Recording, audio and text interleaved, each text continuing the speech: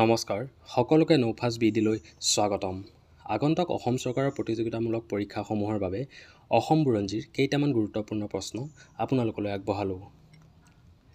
আজি ভিডিঅ'ৰ প্ৰথমটো প্ৰশ্ন হ'ল অসমৰ ইতিহাসক কেইটা যুগত বিভক্ত কৰিব পাৰি?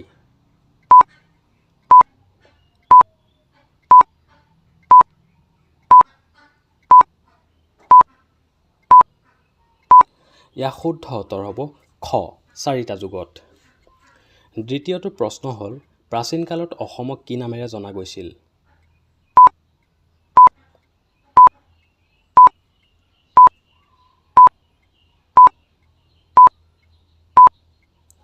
ইয়াৰ শুদ্ধ উত্তৰ হ'ব গ প্ৰাগজ্যোতিষপুৰ। তৃতীয়টো প্ৰশ্ন হ'ল ৰামায়ণৰ মতে অমূৰ্ত ৰজ কোনখন ৰাজ্যৰ প্ৰতিষ্ঠাপক আছিল?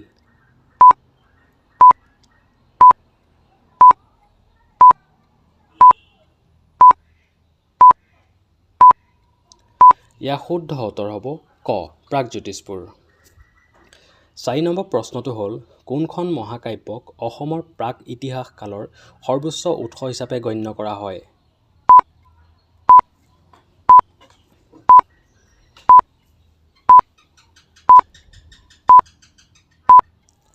ইয়াৰ শুদ্ধ উত্তৰ হ'ব গ কালিকা পুৰাণ। 5 নম্বৰ প্ৰশ্নটো হ'ল প্ৰাগজ্যোতিষপুৰৰ প্ৰাচীনতম ৰজা কোন আছিল?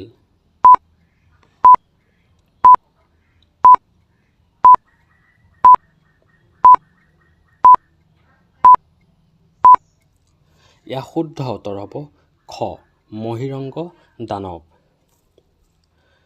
6 নম্বৰ প্ৰশ্নটো হ'ল ঘটকাসুৰৰ কাৰ শাসক আছিল?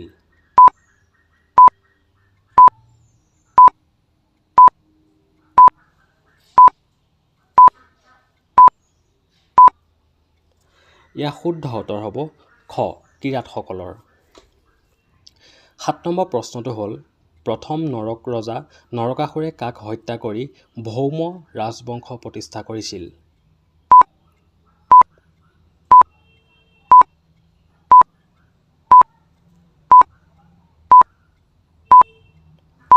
ইয়াৰ শুদ্ধ উত্তৰ হ'ব খ ঘটকাসুৰক।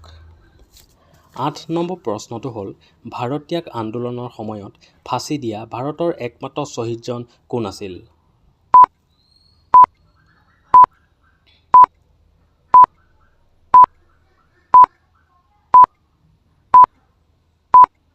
ইয়াৰ শুদ্ধ উত্তৰ হ'ব ঘ কুশল কোঁৱৰ। 9 নম্বৰ প্ৰশ্নটো হ'ল ভোগেশ্বৰী ফুকননী কি আন্দোলনত শ্বহীদ হৈছিল?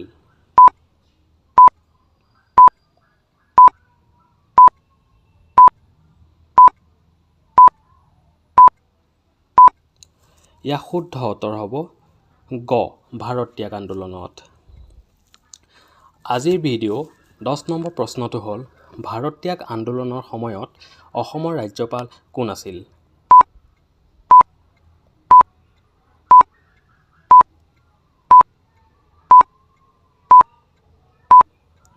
ইয়াৰ শুদ্ধ উত্তৰ হ'ব গ এণ্ট্ৰিট গৌৰেলকলা।